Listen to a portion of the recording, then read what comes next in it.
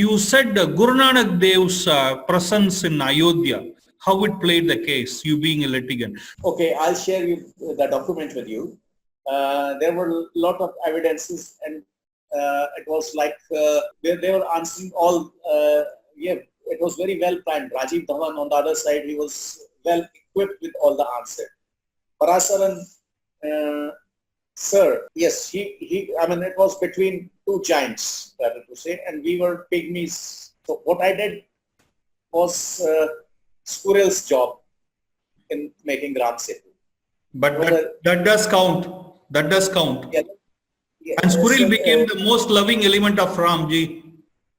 Yeah, yeah. So it is one of the evidence which one of the evidence was that, well, the other side said that the one argument was that Ram is a fictitious character. That is first. Second is, even if Ram existed, if let's take it's a true story, nothing proves that he was born in Ayodhya. And even if we believe, for argument's sake, that he was born in Ayodhya, nothing makes it sure that he was born at this particular spot. So there's another set of arguments there. And they also said maybe, even if that is the right spot, but when the Babur visited, they said visited, and maybe over here it just sank down underground over thousands of years. So there was no temple, and a mosque was built over it without Babur knowing.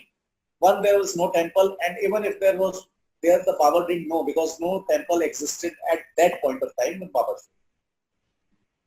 Well, technically it is possible in 1,000 years, 7,000 years, a building may sink, but it is not possible that such a massive building can sink in a decade or two. So the visit of Guru Nanak Dev Ji to Ram Janmabhoomi was in 1510, and the invasion of Babur was in 1526. So in this short span of 16 years, no huge massive building which has got pillars, multi-story pillars, it cannot sink in 15 years. And people will not forget it in 15 years that a structure stood there. Yes, it is possible over 10,000 years, 5,000 years. So that was the winning point. And next to Sri Ram Janmabhoomi, at stone throw distance, there is a Gurdwara called Gurdwara Brahmakund. Brahmakund. Yeah. And the Brahmakund, Gurdwara Brahmakund, it's the written history of the Gurdwara Brahmakund as that Guru Nanak Dev Ji visited Ram Janmabhoomi and stayed here. That was what we call it, Dharamshala or anything where people used to stay. There were no hotels that time, Dharamshala or whatsoever. He stayed here, and from here he took a bath in near a well, and that is called Brahmakund. The well is called Brahmakund, and because the well is called Brahmakund, the whole Gurdwara is called Gurdwara Brahmakund Sahib. And it is history of the Gurdwara. It is in the scriptures. It was on the stones. That Guru Nanak Dev Ji took bath and went in this direction for for Dharshan of Ram Janmabhoomi. Well, then we had a lot of argument with some Sikh organizations. They said he didn't went for pilgrimage. He also went to Makkah. Well, that is besides the point as far as legality is concerned. Whether he went for pilgrimage or for tourism or for anything, that is not important from the legal point of view. From the legal point of view, the importance was that he visited, and this is what specifies that this is in this vicinity and in this direction from this particular well, from this Gurdwara. And this argument couldn't be countered because the time span was 16 years. If it is 10,000 years, 2,000 years, yes, you can say that directions were lost or this thing. Even 16 years is not a big time. That is one thing. And the second thing is, there were a lot of struggles. It was taken over by Hindus and then again by Muslims and blah, blah, there were a lot of things.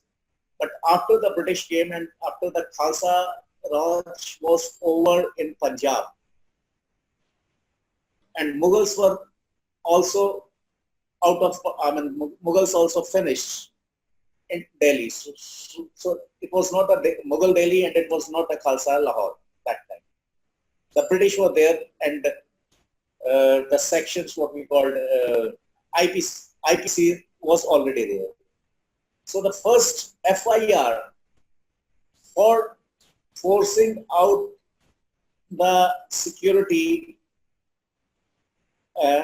and storming in that structure was filed against Fakir Singh Nihangs from Punjab and 27 others. So for Ayodhya. Yeah, in Ayodhya. So they stormed in that building and they pushed out the security there, and then they called the Pandits and made them perform Havan there. And while they were guarding, Fakir Singh and 27 of his friends were guarding the Havan all this time while it was performed. And then after a gun battle, some of them were killed, some of them were injured, and some of them were captured. And it was after 3-4 days struggle that the British could take over that building back and handed it over to Muslims again, and then it was locked for some time. And then so the first FIR was also against Fakir Singh Nihangs. That is so, and he took inspiration that if Guru Nanak, this is Guru Nanak's holy place, Ram Janmabhoomi, and I have to defend it. That is one. And what you say, Kal Chakra, and the last statement in this regard was also recorded by a Sikh, and that is me. So this is among the last, the very last people who I got a very little time to speak because they were childs and we were just so my advocate was Anup Bose. Maybe Nihang came in your form. Yeah, that is what I'm saying. So it is. I think I was blessed by Guru Nanak, and his visit to Ayodhya was a turning point in this case. Fantastic. Thank you very much.